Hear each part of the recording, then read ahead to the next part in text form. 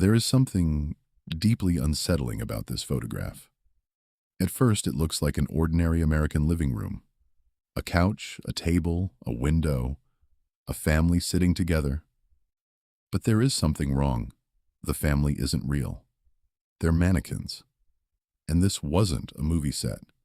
It wasn't an abandoned house. And it wasn't an experiment designed to frighten people. These mannequins were placed inside real houses in the Nevada desert to find out what would happen to ordinary Americans if a nuclear bomb exploded nearby. And eventually, those houses were destroyed. In the early 1950s, the United States was entering a new kind of war. The atomic bomb had already demonstrated that a single weapon could destroy an entire city. But the question facing American civil defense planners was different. Not simply, how powerful is the bomb? But, what happens to ordinary people? Could a house protect a family? Would a basement save them? What would happen to furniture, cars, food, clothing, and perhaps most importantly, what would happen to the American home? To answer these questions, scientists built something that looked strangely familiar, a small American town, in the middle of the Nevada desert. The Nevada Proving Ground had been established in 1950, and its first atmospheric nuclear test took place in 1951. But by 1953, the experiments were becoming increasingly focused on something much closer to everyday life. On March 17, 1953, a 16-kiloton nuclear device called Annie was detonated at the Nevada test site. Alongside the weapons test was a civil defense experiment called Operation Doorstep. The goal was to study what an atomic blast could do to ordinary homes, automobiles, and shelters. And the researchers needed something to stand in for the people who would actually be there. So they used mannequins. Not just one or two. They created entire mannequin families, men, women, children. They were placed inside houses, in basements, in shelters, and even inside cars. The houses were furnished with ordinary objects. The mannequins were dressed in normal clothing. The idea was to recreate something recognizable. Not a military bunker, not a laboratory, a home. Your home. Two houses were constructed at different distances from the explosion. One stood about 3,500 feet from ground zero. The other was about 7,500 feet away. Both were furnished. Both contained mannequins. And both were placed directly in the path of an atomic blast. The closer house was almost completely destroyed. The farther house was badly damaged, but remained standing. The test also included underground shelters containing mannequins, allowing researchers to compare different levels of protection. And this is where the photographs become disturbing. Because when you look at them, you're not looking at a battlefield. You're looking at a living room, a dining table, a mother sitting with her children, a family waiting inside their home. Except they're not waiting for dinner. They're waiting for a nuclear explosion. Then came the blast. The explosion turned the peaceful-looking neighborhood into a laboratory of destruction. Walls collapsed. Windows shattered. Furniture was thrown through rooms. Cars were damaged. And the mannequins remained where researchers had placed them. Some were knocked down. Some remained sitting in their rooms. Some were buried beneath debris. The photographs captured something that was difficult to comprehend. The bomb had not destroyed a military target. It had destroyed an imitation of everyday life. And that distinction is important, because the real experiment wasn't really about mannequins.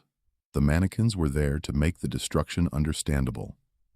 They represented people. They represented families. They represented what the government called the ordinary American citizen. 2 weeks after the Annie test, some of the mannequins were brought back to Las Vegas. They were displayed in a JCPenney store on Fremont Street.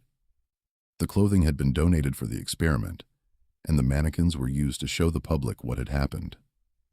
The message was essentially, this could have been you.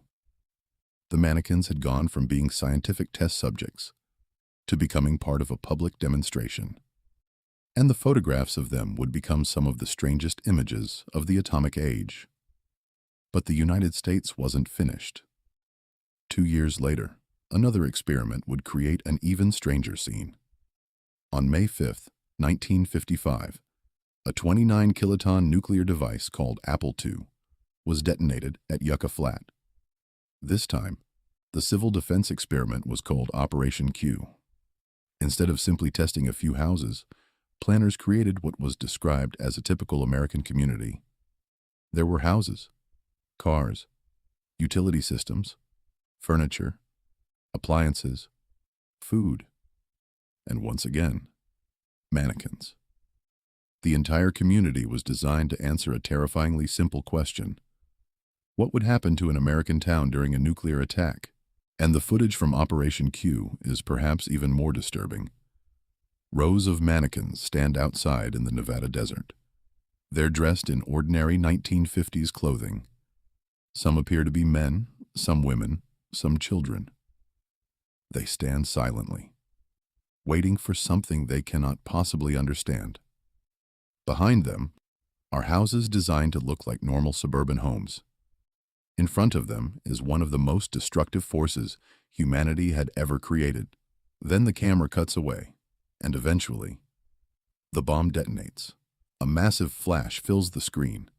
The shockwave crosses the desert, and the miniature American neighborhood begins to disappear. There is something almost surreal about watching these films today. The sky is blue. The houses look peaceful. The clothes look almost cheerful. The mannequins look like people. And then, everything changes. The reason these images remain so powerful isn't because the mannequins were haunted. There is no reliable evidence that they moved by themselves. There is no evidence that they were possessed.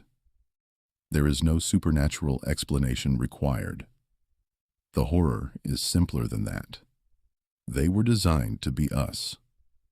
That's what makes the mannequins so disturbing. They occupy the space between a person and an object. They have bodies. They wear clothes. They sit at tables. They stand beside cars. They occupy bedrooms and living rooms. But they're completely empty. And when you place something that looks like a person inside a house, then destroy the house with a nuclear weapon, the image becomes difficult to forget. Because you can imagine replacing the mannequin. You can imagine replacing the house. You can imagine replacing the desert with your own home. The atomic age produced countless images of mushroom clouds, but the mushroom cloud isn't always the most frightening image. Sometimes, it's the image taken before the explosion. A perfectly normal house. A family sitting inside. A car parked outside. A dinner table. A mannequin standing beside a window. Everything looks ordinary. And that's exactly the point.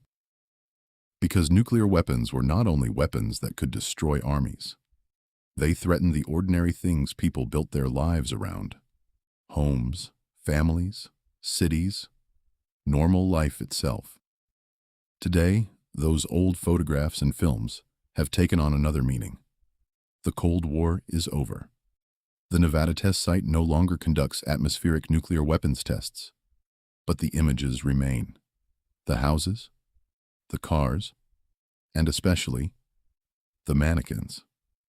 They survive as strange symbols of a time when humanity was trying to understand what nuclear war would look like by building a fake version of normal life and blowing it apart. Maybe that's why they still appear in nightmares about nuclear war. Not because the mannequins were alive, but because they were supposed to represent the people who were. The people sitting at home. The people driving to work. The people eating dinner. The people who had no idea what was coming. And perhaps the most disturbing part of all is that the mannequins didn't have to move. They only had to stand there and wait. Because in those photographs, the explosion was never the beginning of the story. It was the ending. The mannequins were already there, waiting for the bomb, just like the rest of America was.